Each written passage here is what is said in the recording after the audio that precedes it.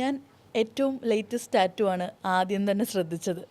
അത് എന്താ ടീഷർട്ടായിട്ട് ഭയങ്കര സിങ്കായി പോകുന്ന പോലെ എഴുതി വിട്ടിരിക്കുന്നത്. എന്താണ് അതിൻ്റെ മീനിങ്? എന്താ? വരവീണ മൃദുപാണി എന്ന് പറഞ്ഞിട്ട് നമ്മൾ കർണാട്ടിക് കുട്ടികളെ മൂലം കർണാട്ടിക് പഠിച്ചു തുടങ്ങുമ്പം ആദ്യം പഠിക്കുന്ന ഗീതങ്ങളിൽ ഒന്നാണ്. അപ്പം ഞാൻ 3-4 വയസ്സിൽ പഠിച്ചൊരു ഗീതമാണ്. അപ്പം ത്രൂ ഔട്ട് മൈ ലൈഫ് എനിക്ക് ഭയങ്കര നൊസ്റ്റാൾജിയും ഭയങ്കര കണക്ഷനും ഉള്ളൊരു പീസ് ആയതുകൊണ്ട് തന്നെ ആ പാടുന്ന രീതിയിൽ തന്നെയാണ് ടാറ്റു ചെയ്തിരിക്കുന്നത്. നമുക്ക് അതിൽ നിന്ന് തന്നെ സ്റ്റാർട്ട് ചെയ്താലോ? ഓ ആവല്ലോ.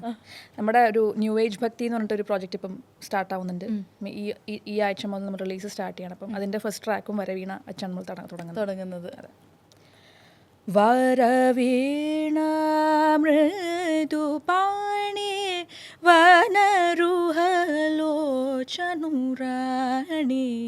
സുരുചിരവംഭരവേണി സുരനുത കല്യാണി.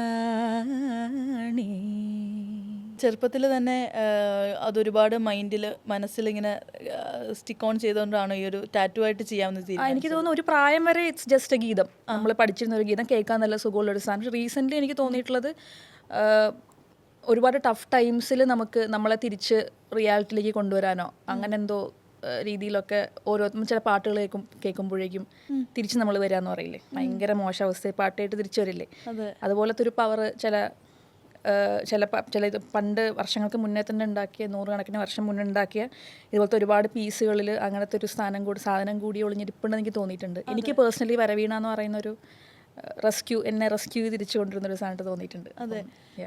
അപ്പോൾ ഞാൻ ചോദിക്കട്ടെ, ഗൗരിയുടെ ഒരു മെൻ്റൽ ഹെൽത്തിനെ സോങ് ആയിട്ട് ഭയങ്കര കണക്ഷനാണ് എനിക്ക് മനസ്സിലാവുന്നത്. അതായത് എനിക്കത് വേറെ മെഡിസിൻസ് ഒന്നും വേണ്ട അല്ലേ, ഈ ഒരു സംഭവം മതി, പല സോങ്സിലൂടെ തന്നെ റീഗെയിൻ ചെയ്യാൻ പറ്റും എന്ന് തോന്നുന്നു. അങ്ങനെയാണോ? എനിക്കൊരു ഔട്ട്ലെറ്റ് ആയിട്ട് തോന്നിയിട്ടുണ്ട്.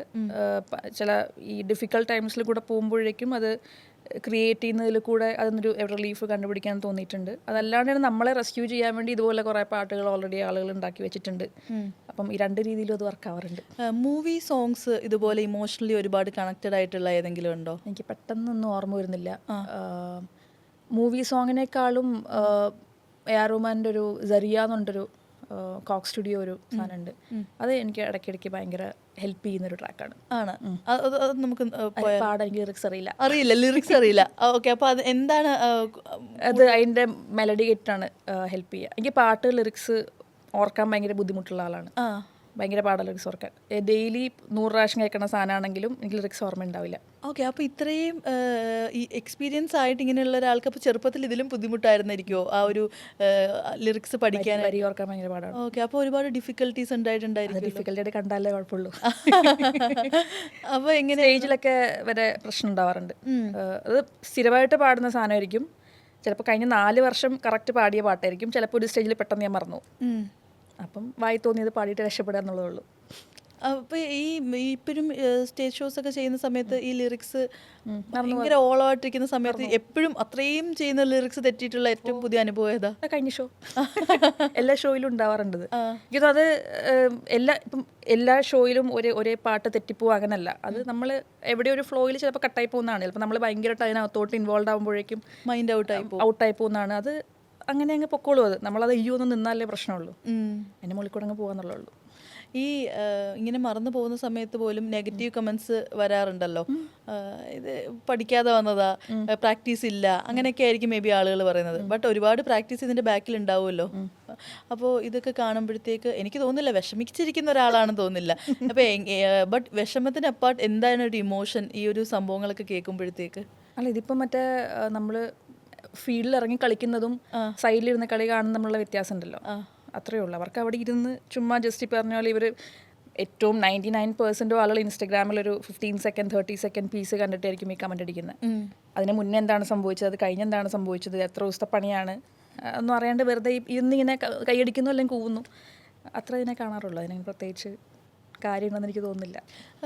ഈ വിഷമിക്കില്ല ഇങ്ങനെ കമൻസ് കാണുമ്പോൾ കംപ്ലീറ്റ്ലി ഒരു തവണ പോലും വിഷമിച്ചിട്ടില്ല എന്ന് എനിക്ക് ആകെപ്പാടെനിക്ക് തോന്നുന്നു. തട്ടിയിട്ടുള്ളത് മുറിവിൻ്റെ സമയത്തുള്ള ഒരു പെട്ടെന്നുള്ള ഭീകരമായിട്ടുള്ള അറ്റാക്ക് എനിക്ക് തോന്നുന്നു 2 ദിവസം എനിക്ക് എടുത്തു വന്ന്. അത് വിഷമത്തേക്കാൾ എനിക്ക് തോന്നുന്നൊരു എന്ത് സംഭവിക്കുന്നതെന്നുള്ളൊരു മനസ്സിലാവായ്മയാണ് കൂടുതൽ ഉണ്ടായിട്ടുള്ളത്. അത് കഴിഞ്ഞിട്ട് പിന്നെ ഇപ്പം കണ്ടില്ലെങ്കിൽ എന്തോ പ്രശ്നം ഉണ്ടെന്നാണ് എനിക്ക്. അയ്യോ ഇതിപ്പോൾ ആരും ഇപ്പം എന്തോ സംഭവിച്ചില്ല, ആരും ഒന്നും പറയാത്ത എന്താന്നുള്ള സ്റ്റേറ്റിലേക്ക് എത്തിയിട്ടുണ്ട്. അതെ, നെഗറ്റീവ് കമന്റ്സ് ഒന്നും വന്നില്ലെങ്കിൽ ഒരു അതൊരു നോമായിട്ട് മാറി ഇപ്പോൾ. അതായത് നമ്മൾ ഒരാളെ നമുക്ക് ജനറലി സൊസൈറ്റിയുടെ ഒരു, എനിക്ക് സൊസൈറ്റി എന്ന് ഞാൻ പറയില്ല, സോഷ്യൽ മീഡിയയുടെ ഒരു ടെൻഡൻസി ഞാൻ കണ്ടിട്ടുള്ളത്, ഒരാളെ കിട്ടിക്കഴിഞ്ഞാൽ അവർ മാറിക്കഴിഞ്ഞാൽ ഇറ്റ്സ് ഡിഫറെൻറ്റ്. പക്ഷെ അവരായിട്ട് തന്നെ ഇരിക്കുന്നിടത്തോളം കാലം ഒരു തവണ അവർ തല്ലാൻ തുടങ്ങിക്കഴിഞ്ഞാൽ they'll keep on doing that forever. അപ്പം അത്ര ഞാൻ അതിനെ കാണുന്നല്ലോ. ഇതിപ്പോൾ നമ്മൾ അഡൽട്ടായിട്ടുള്ള ഗൗരീൻ്റെ കാര്യങ്ങളാണ്. കുഞ്ഞു ഗൗരിക്ക് ഇത്തരം കാര്യങ്ങളൊക്കെ ഈസിലി ഓവർകം ചെയ്യാൻ പറ്റുന്ന ഒരാളായിരുന്നോ? എനിക്ക് അങ്ങനെ സിറ്റുവേഷൻസ് കുറവായിരുന്നു എന്ന് എനിക്ക് തോന്നുന്നു. അങ്ങനെ ഒരു മോബ് അറ്റാക്ക് ഒന്നും എനിക്ക് ഫേസ് ചെയ്യേണ്ടി, ഭയങ്കര ഇൻട്രോവേർട്ടഡ് ആയിട്ടുള്ള ആളായിരുന്നു. ജനറലി മനുഷ്യന്മാരുടെ ഇൻട്രാക്ഷൻ കുറവായിരുന്നു, ഇപ്പോഴും ഭയങ്കര കുറവാണ്. ഭയങ്കര കുറവാണ്. പക്ഷെ അത് അങ്ങനെയാണ്. ആൻഡ് അത് ഞാനത് മോശം കാര്യമായിട്ട് കാണുന്നില്ല. ഇല്ല, കുഴപ്പമൊന്നുമില്ല. ഈ റീസെൻ്റ്ലി ആണെങ്കിലും ഈ ഇൻട്രോവേർട്സിനെ കുറിച്ചിട്ടൊക്കെ അവരൊരു കോമഡി കഥാപാത്രമാക്കി കാണിക്കുന്ന രീതിയിലൊക്കെ ഒരുപാട് ട്രോൾസും മീംസും ഒക്കെ വരുന്നതായിട്ട് കാണുന്നുണ്ട്. ശരിക്കും അത് റൈറ്റായിട്ട് തോന്നാറുണ്ടോ? ഇല്ല, ആളുകളെ അങ്ങനെ അത്രയും നമ്മൾ ബോക്സ് ചെയ്യേണ്ട കാര്യമുണ്ടോ എനിക്ക് തോന്നുന്നു. ഇപ്പോൾ എക്സ്ട്രോവേർട്ട് ഇൻട്രോവേർട്ട് അങ്ങനെ പെട്ടിക്കകത്താക്കി വെക്കേണ്ട കാര്യമില്ല. ഈ പറഞ്ഞ ഞാൻ തന്നെ, എനിക്ക് ഭയങ്കര ഇഷ്ടമുള്ള രണ്ടാളുകളുടെ മുമ്പിൽ ഞാൻ വെറും ഭയങ്കര പൊളിയായിരിക്കും ചിലപ്പോൾ. പക്ഷെ അതേ സമയത്ത് പരിചയമില്ലാത്ത പുതിയൊരാളെ കണ്ടു കഴിഞ്ഞാൽ ഞാൻ ഭയങ്കര സൂക്ഷിച്ച് സംസാരിക്കുന്ന, ഇത് പറയണോ അത് ചെയ്യണോ അങ്ങനെ ആലോചിക്കുന്ന ആളായിരിക്കാം. പേഴ്സൺ ടു പേഴ്സൺ, സിറ്റുവേഷൻ മാറുന്ന കാര്യമാണ്. ഈ ബോക്സിങ് ഇപ്പം ഇത്തിരി കൂടുതലാണല്ലോ.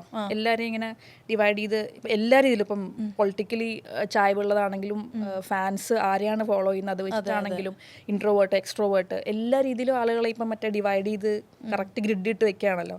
അതുകൊണ്ട് അങ്ങനെ ഒന്ന് നല്ലത് ഒന്ന് മോശം അങ്ങനെയൊന്നും ഇല്ല. People are different. ചെറുപ്പത്തിൽ ഇൻട്രോവേർട്ട് ആയിട്ടിരിക്കുന്ന നേരത്തെ പറഞ്ഞല്ലോ, മനുഷ്യന്മാരായിട്ടുള്ള ഇൻട്രാക്ഷൻ കുറവായിരുന്നു എന്നൊക്കെ. ബട്ട് സ്റ്റിൽ ഒരു കംഫോർട്ട്, ഒരു ഫ്രണ്ട്. അതുറപ്പായിട്ടും മനുഷ്യന് വേണമല്ലോ.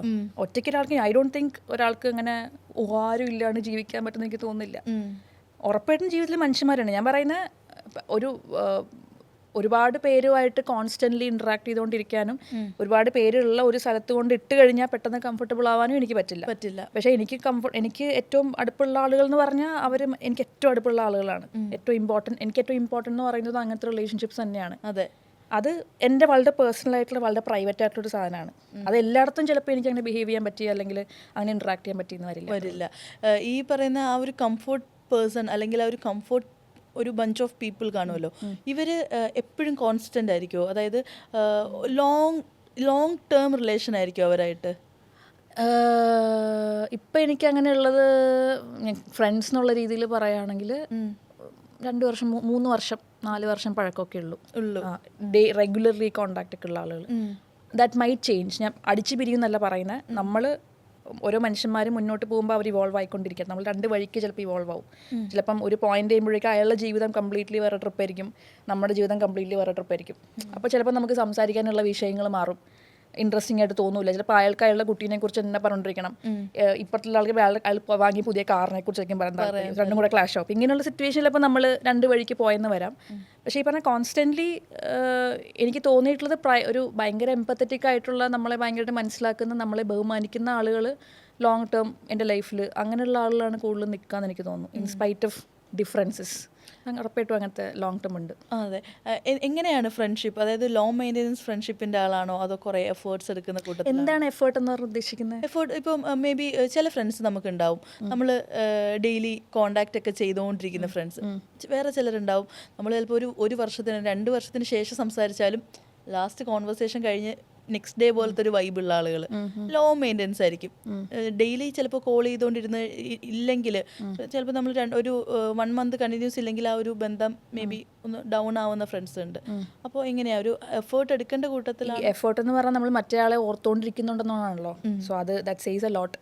നമ്മളെ കൂടെ ആൾ ഓർക്കുന്നതുകൊണ്ടായിരിക്കും ചിലപ്പം 2 ദിവസം കൂടുമ്പോൾ അല്ലെങ്കിൽ ആഴ്ച ഒരിക്കൽ ഹലോ എന്ന് പറയുന്നുണ്ടെങ്കിൽ ആ ആൾ നമ്മളെ ഓർക്കുന്നുണ്ട്, നമ്മളെന്താ ചെയ്യുന്നതെന്ന് ഓർക്കുന്നുണ്ട്, നമ്മൾ വേറെ പ്രശ്നങ്ങളൊന്നും അവിടെ ഇല്ലല്ലോ എന്നൊരാൾ ഓർക്കുന്നുണ്ടെന്നുള്ളതിൻ്റെ പ്രൂഫാണ്. അയാൾ എപ്പോഴും നമ്മളെ ടെക്സ്റ്റ് ചെയ്യുന്നുണ്ട്, എപ്പോഴും വിളിക്കുന്നുണ്ട്. സോ അതെനിക്ക് ഇമ്പോർട്ടൻ്റ് ആണ്. എന്ന് വെച്ചിട്ട് വർഷത്തിൽ ഒരിക്കൽ കാണുമ്പം നമ്മൾ വർത്തമാനം പറയുന്ന ആളുകൾ ഇല്ല എന്നല്ല. പക്ഷെ ഏറ്റവും അടുത്ത ആളുകളായിട്ട് എപ്പോഴും എനിക്ക് തോന്നുന്നത് ഈ പറഞ്ഞ പോലെ ഇടയ്ക്കിടയ്ക്ക് വന്നിട്ട് തോണ്ടി നോക്കുന്ന ആളുകളാണ് നമ്മളെപ്പോഴും ഓർക്കുന്നതും. അത് ഭയങ്കര ഇമ്പോർട്ടൻ്റ് ആണെന്ന് ഞാൻ വിശ്വസിക്കുന്നു. അതെ, അങ്ങനെയുള്ളവരോടത്താണ് കൂടുതൽ. ഞാനും അത് ശ്രദ്ധിക്കുന്ന ഒരാളാണ്. എനിക്ക് ഒരാളെ കൂട്ടാൻ താല്പര്യം ഉണ്ടെങ്കിൽ ഇടയ്ക്കിടയ്ക്ക് ഞാൻ പോയിട്ടൊന്ന് തോണ്ടി ഇങ്ങനെ ഹലോ ഓക്കെ അല്ലേ, ആ എന്തുണ്ട് വിശേഷം, എന്താ പരിപാടി, അതിൽ ആ ഒരു ഭയങ്കര സ്വീറ്റ് ആയിട്ടുള്ളൊരു ജെന്യുവൻ ജസ്റ്ററായിട്ട് എനിക്ക് തോന്നുന്നു.